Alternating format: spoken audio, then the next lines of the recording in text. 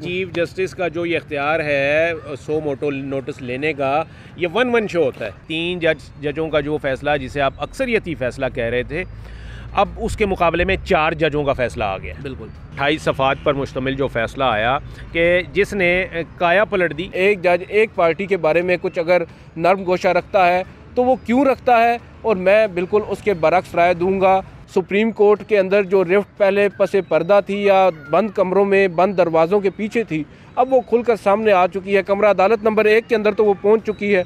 आपने खुद देखा है कि बेंच के अंदर मौजूद जजेस जो हैं वो आपके अपने जो चीफ जस्टिस हैं उनके ऊपर इस तरह उंगलियां उठा रहे हैं। बिस्मिल्लाहिर्रहमानिर्रहीम। सुप्रीम कोर्ट में आज इंतखाबात से मुताल्लिक केस की फिर समाअत थी और आज इसकी पहली समाअत थी। और ये जो दरख्वास्तें दायर हुई थी उसमें ये रिलीफ़ ये मांगा जा रहा था, मुद्दा ये था दरख्वास्तों में कि इलेक्शन से मुतालिक सुप्रीम कोर्ट ने जो पहले फ़ैसला दिया था 1 मार्च को कि 90 दिन के अंदर इलेक्शन कराए जाएँ, उस फ़ैसले पर अमल कराया जाए या किया जाए। तो इसमें अभी ये आज केस की समाअत ही हुई है, लेकिन इस समाअत के दौरान ही और समाअत के बाद बल्कि कहा जाए फौरी बाद, तो एक बहुत बड़ी डेवलपमेंट हुई। एक इख्तलाफी फ़ैसला आया जिसे के बाद में ये कहा गया कि ये इख्तलाफी फ़ैसला नहीं है, अक़लियती फ़ैसला नहीं बल्कि अक्सरियती फ़ैसला है। और उस फ़ैसले के तहत ये कहा जा रहा है कि 4 जज साहिबान ने ये इलेक्शन वाला केस जो है, यानी असखुद नोटिस केस जो है, इसको मुस्तरद कर दिया है। ये असखुद नोटिस की कार्रवाई भी मुस्तरद कर दिया है। ये जो दरख्वास्तें थीं जिस पर कि 90 दिन में इलेक्शन कराने का फ़ैसला दिया गया था, इन दरख्वास्तों को भी मुस्तरद कर दिया गया है। और ये कहा गया है कि अब ये मामला हाई कोर्ट में लेके जाया जाए। और हालांकि इससे पहले जब ये मामला आया था, 1 मार्च को फ़ैसला आया था, तो उस वक्त ये कहा गया था कि 3 और 2 की अक्सरियत के साथ ये दरख्वास्तें कबूल कर ली गई थीं और इलेक्शन कराने के अहकामात सादिर किए गए थे। लेकिन आज ऐसा क्या हुआ, ये क्या टेक्निकल रीज़न है कि एक अक्सरियती फ़ैसला जो है वो अक़लियती हो गया? ये हम जानेंगे अदील से, जो कि आज समाअत के दौरान भी कोर्ट रूम में मौजूद थे और हमारे कोर्ट कॉरस्पॉन्डेंट हैं। अदील, ये कैसे, यानी कि ये तो ये वही बात हुई है कि जो फेल है वो पास हो गया, जो पास है वो फेल हो गया? वो बस सर, वो बड़ी अजीब काम हो रहे हैं सुप्रीम कोर्ट ऑफ पाकिस्तान में। आप भी सुप्रीम कोर्ट करते आए हैं कई अरसे से। बुनियादी तौर पर अगर इसकी थोड़ी सी क्रक्स बता दें, जो पूरा मामला है आसान बिल्कुल आसान अल्फाज हुआ ये है कि चीफ जस्टिस ऑफ पाकिस्तान ने गुज़िश्ता माह एक असखुद नोटिस लिया था, और वो असखुद नोटिस लिया था इंतखाबात के इनेकाद में जो ताख़ीर बरती जा रही थी उस पर। और उसके बाद एक 5 रुकनी लार्जर बेंच तश्कील दिया गया। उस 5 रुकनी लार्जर बेंच ने 1-2 समाअतें की और उसके बाद बेंच टूट गया। उस बेंच में जिन 2 फाजिल जजेस को निकाला गया था और उनके जगह 2 नए जजेस को शामिल किया गया। जो निकाले गए जजेस थे वो थे जस्टिस अतर मिनल्ला और जस्टिस याह्या अफरीदी। और उसके बाद 5 जजेस थे। 5 जजेस ने अपना फ़ैसला सुनाया, जिसमें से 3 ने जो पिटीशंस थी, जो आइनी दरख्वास्तें थीं, उनको समाअत के लिए मंजूर कर लिया। और दूसरी जानिब उन्होंने इंतखाबात की तारीख़ 90 रोज़ के अंदर देने का हुक्म सादर कर दिया। 2 फाजिल जजेस जस्टिस जमाल ख़ान और जस्टिस मंसूर अली शाह ने उस अक्सरियती फ़ैसले से इख्तिलाफ़ किया। गो के अपने उस इख्तिलाफ़ी नोट में उन्होंने ये ज़रूर लिखा था कि हम 2 फाजिल जजेस जिनको इस बेंच से अलहदा किया गया है उनकी राय से इत्तेफाक करते हैं। वो 2 फाजिल जजेस थे जस्टिस अतर मिनल्ला और जस्टिस याह्या अफरीदी। और उसके बाद मामला खैर ठप हो गया। और ये 1 मार्च को फैसला आया था। 1 मार्च को फैसला आया था। उसके बाद फिर इंतखाबात का, जैसे आपको पता है कि शेड्यूल जारी हुआ, सदर मुमलिकत की जानिब से तारीख़ इलेक्शन कमीशन को दी गई और इलेक्शन कमीशन ने एक शेड्यूल जारी किया। उसके बाद फिर इलेक्शन कमीशन ने एक नया शेड्यूल जारी किया, पहले वाला वापस लिया और अब इंतखाबात की तारीख़ 30 अप्रैल से बढ़ाकर 8 अक्टूबर तक कर दी गई। इस मामले पर सुप्रीम कोर्ट में पाकिस्तान तहरीक इंसाफ एक मरतबा फिर आई। हमने कुछ शुबहात का इजहार किया था कि इलेक्शन कमीशन के फ़ैसले के ख़िलाफ़ तौहीन अदालत की दरख्वास्त दायर नहीं की गई, आइनी दरख्वास्त दायर की गई है। और समझ नहीं आ रही कि आइनी दरख्वास्त क्यों दायर की गई है और तौहीन अदालत की दरख्वास्त क्यों दायर नहीं की गई। बुनियादी तौर पर आपको भी मालूम है, तौहीन अदालत की दरख्वास्त तब दायर की जाती है जब अदालत की तौहीन या अदालती फ़ैसले की खिलाफ वर्जी की जाती है। तो जो इदारा या मज़कूरा जो भी महकमा होता है उसके ख़िलाफ़ इस तरह की एक पटिशन फ़ाइल की जाती है और अदालती हुक्म पर अमल दरामद जो है यकीनी बनाने का कहा जाता है। खैर, दरख्वास्त दायर हुई हफ्ते के रोज़।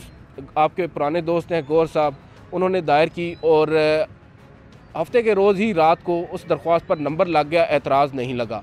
और स्पीडी हम आपको बता रहे हैं किस तरह मामला चले। और आज सुबह कोई नामो निशान नहीं था उस पिटीशन का, और अचानक 1:06 या 7 मिनट पर मोबाइल पर एक मैसेज आया हमारे सोर्स का कि फ़िक्स हो गया मामला।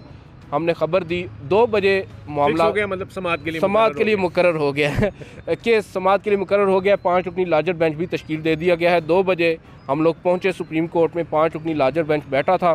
Chief justice Umar Ata Bandial, justice Ijazul Ahsan, justice Munib Akhtar, justice Multan वाले नाम मैं भूल रहा हूँ, एक तो जमाल खान मंदोखेल है और एक दूसरे जज साहब उनका मैं नाम भूल रहा हूँ, मुल्तान वाले।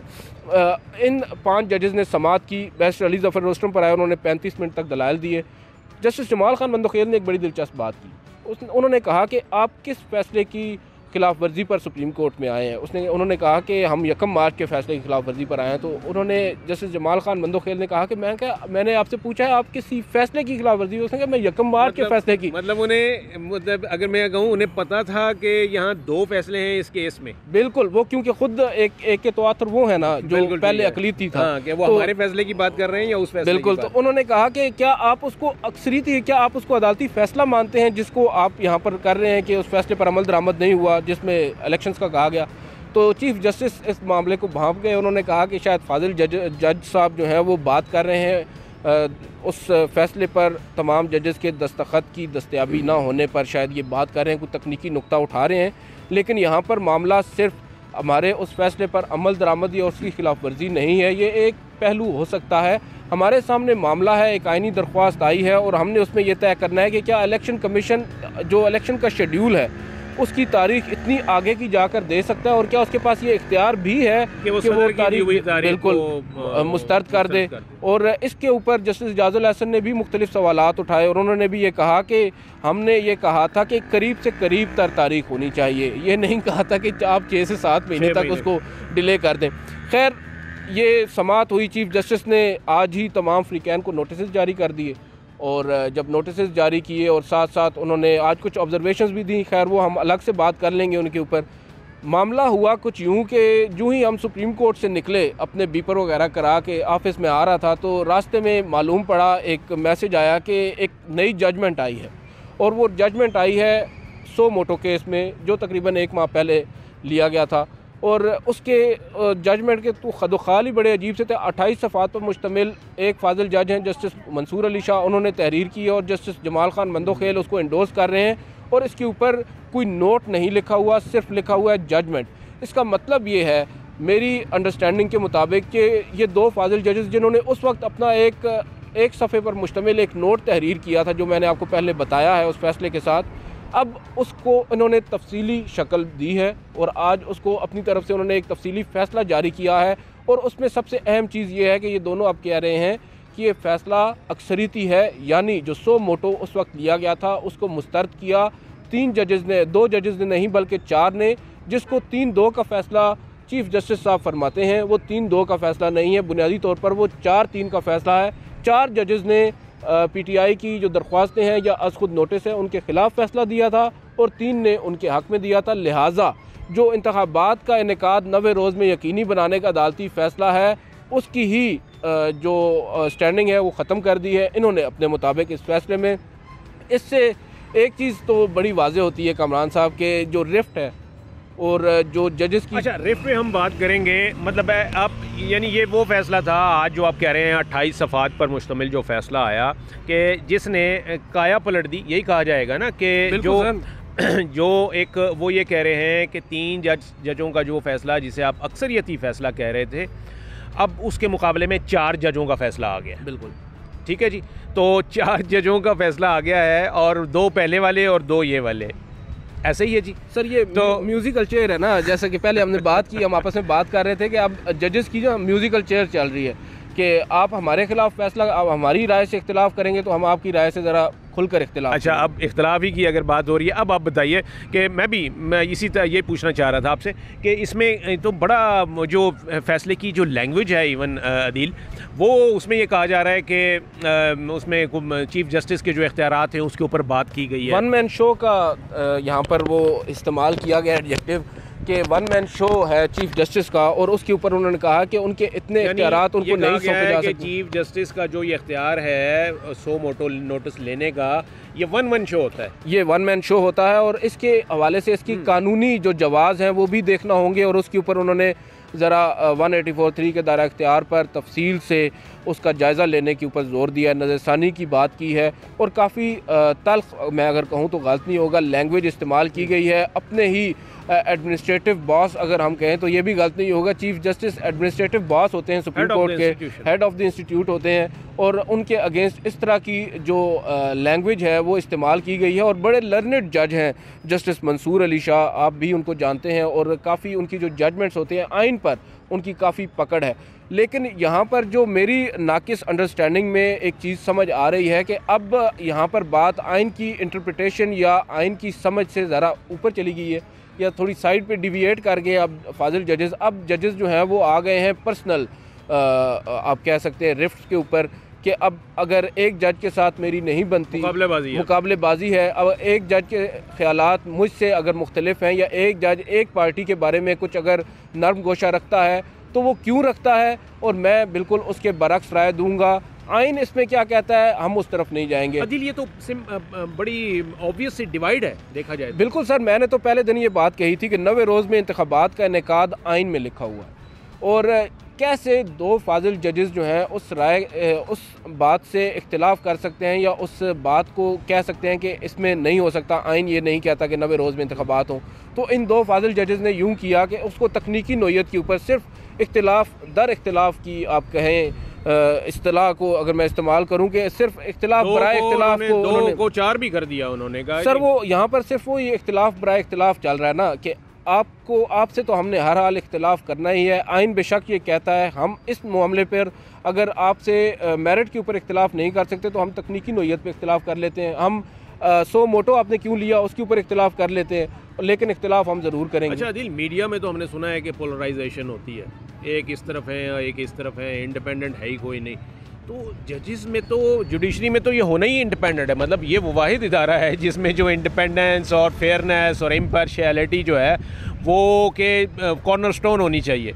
तो यहाँ पर अगर इस किस्म की वाइब्स आना शुरू हो जाएंगी सुप्रीम कोर्ट से कि जजों में आपस में ही इख्तलाफ चल रहा है और लॉबीज़ बनी हुई हैं, ग्रुपिंग हुई हुई हैं, तो ये निज़ाम इंसाफ का क्या बनेगा?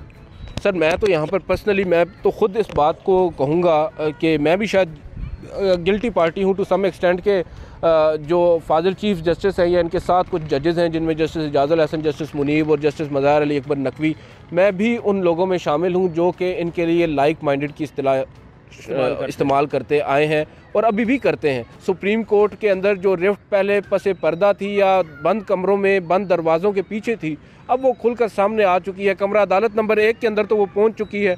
आपने खुद देखा है कि बेंच के अंदर मौजूद जजेस जो हैं वो आपके अपने जो चीफ जस्टिस हैं उनके ऊपर इस तरह उंगलियां उठा रहे हैं और मामला जो है अब मज़ीद जो है वो कंट्रोवर्सीज़ की तरफ बढ़ता जा रहा है। बिल्कुल बिल्कुल। और अदिल, मैं ये कहूँगा कि ये सबसे बड़ी अदालत है मुल्क में, जो सबसे बड़ी अदालत है कि इसका फ़ैसला जो है वो फिर किसी और अदालत में चैलेंज नहीं हो सकता। तो सबसे बड़ी अदालत से इस किस्म की वाइब्स आना जो है ये कोई खुशाइंद बात नहीं है। और फिर ये जो सियासी जो हमारे पॉलिटिकल सर्कल्स होते हैं वहाँ पर भी फिर इन चीज़ों को एक्सप्लॉइट किया जाता है। आपने सुना होगा मरीम नवाज़ की बाकायदा स्टेटमेंट थी, उन्होंने कहा था इलेक्शन उस वक्त होंगे जब तराजू के पलड़े बराबर होंगे। तो जब सुप्रीम कोर्ट से इस किस्म की वाइब्स आएंगी, इस किस्म के जो इख्तलाफात की ख़बरें आएंगी, तो ऐसी सूरत में हर कोई यही कहेगा कि तराजू के पलड़े जो हैं वो बराबर नहीं हैं।